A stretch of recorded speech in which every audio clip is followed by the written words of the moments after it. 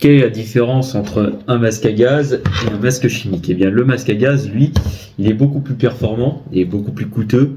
Concernant le masque en tant que tel, il coûte 100 euros, les cartouches ils coûtent 50 euros et il est conçu pour les zones où les radiations nucléaires sont très élevées. Le masque chimique, c'est tout l'opposé. Il est beaucoup moins coûteux. Le masque en tant que tel coûte à peu près 30-40 euros, mais les cartouches, une vingtaine de cartouches en coton comme celle-là, c'est à peu près 10-15 euros. Donc c'est vraiment raisonnable. Mais lui, il est conçu pour les zones radioactives où le taux de radiation est plutôt bas ou modéré. Par exemple, les personnes qui font les expéditions à Tchernobyl, ils ont des masques chimiques. Pourquoi? Puisqu'ils s'aventurent dans des zones où le taux de radiation est plutôt bas.